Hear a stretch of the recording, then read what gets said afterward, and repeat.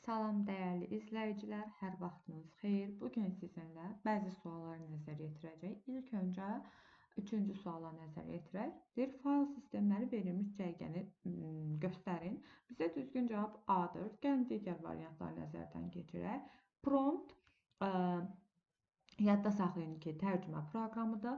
Lingvo və style. Bunu ABB, YY Lingvo kimi də görə bilərsiniz. Bunlar ikisi isə yadda saxlayın ki, yazıram buradan, lüğət proqramıdır. Bu isə tərcümə proqramı sayılır. Gəlin C variantındakı proqramları nəzərə yetirək. Unix əməliyyat sistemidir, çox məsələli, çox istifadəçili, 32 tərtibli əməliyyat sistemidir. Paint və Photoshop tətbiqi proqram təminatına aiddir. Həmçinin onda qeyd edeyim ki, Paint və Photoshop raster qrafik redaktorlardır. Raster qrafik redaktorunun proqramlarına aiddir. Hər ikisi də tətbiqi proqram sayılır.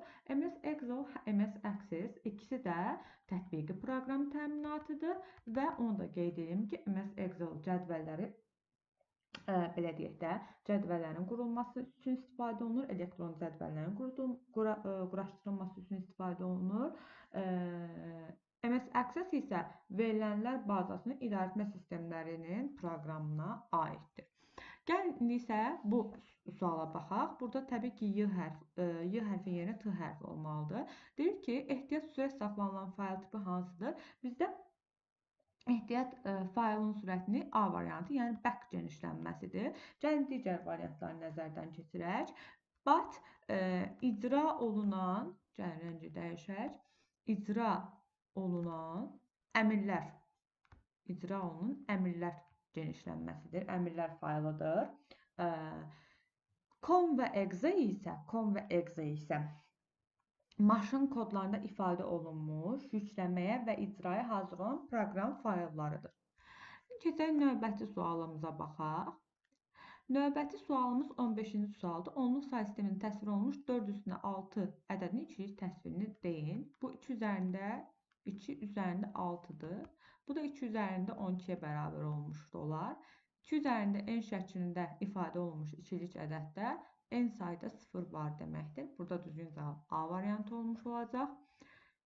Bir dəqiqə. Magenta plus greenin nəticəsini müəyyən edin. Magenta SMYK-nın rəngidir. Nəzərinizə çatdırım ki, bunu deyim, çox vaxt al qırmızı kimi götürə bilər. Bunu yəni bazada belə bir söz var, al qırmızı. Bunu yadda saxlayın. Normalda magentanın birazdan sizə rəngini göstərərəm. Bənövşəyi, çəhrayı tonlardadır. Sırf bu tonlara yaxın bir şeydir. Magenta SMYK-dan götürülüb. SMYK-da, yəni SMYK rəng modelindədir. Hansı rəngi axtarırıqsa, onun altına 00 verəcək, digərlərinə isə FF yazılırdı. Deməli, magenta FF-dir. FF 00 FF-dir. Green isə RGB rəng modelindən götürülüb. Biz RGB-də hansı rəngi axtarırsa, onun altına FF, digərlərinə 00 yazılırdı. İndi 00 FF üzr istəyirəm, 00 FF 00 yazırıq. Bunları cəmləyirik FF. Bu rəngdə, bu hansı rəngin kodu idi? Təbii ki, ağ rəngin kodu idi. Qara rəngin kodu 000000 idi. Göy rəngin kodu 0000 FF idi.